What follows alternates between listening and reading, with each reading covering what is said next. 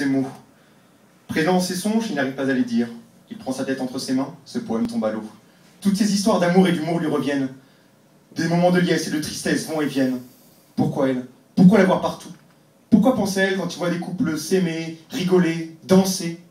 Danser. Il se rappelle quand elle dansait, avec classe et légèreté. Il aurait juré qu'elle glissait ou volait, et il la regardait émerveillé.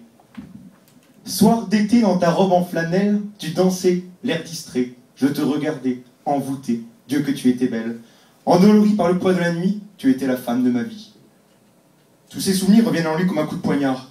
Non, il n'a pas envie de parler de ça. Parler de choses qui l'agacent. Parler de choses qui m'ont laissé choir dans le brouillard. Rien que d'entendre le prénom de cette garce. En ligne, sortez vos flûtes, en l'honneur de cette grosse pute. En chœur, sonnez vos trompettes pour cette partie avec cette tapette.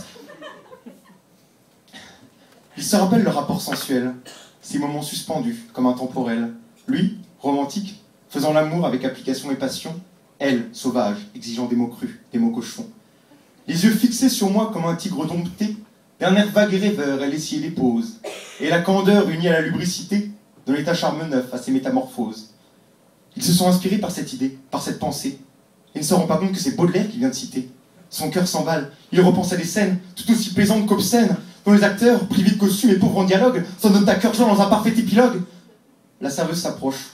Voulez-vous autre chose? Il doit revenir sur terre, quitter ce moment grandiose. Il regarde sa boîte mail, et il en est au 13e brouillon. 13 textes, 13 pensées, 13 sentiments qui sont restés secrets.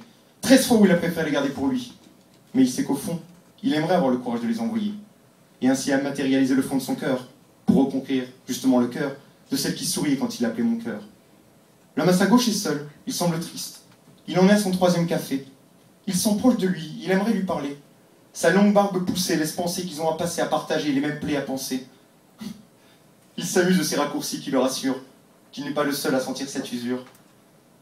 Il s'amuse de ces enfants qui jouent dehors, et se rappelle l'époque en or, où tenir la main d'une fille, sentir sa paume contre la sienne, lui donner plus de plaisir et de tourments dans la tête que les formes calipiges de ses récentes conquêtes. Il s'amuse de ces gens, de ces amoureux en perte, qui n'assument pas de ne plus être d'eux et de n'avoir personne, et qui, pour cacher leur maladresse, leur déception et leurs échecs, écrivent leur propre histoire à la 3e personne.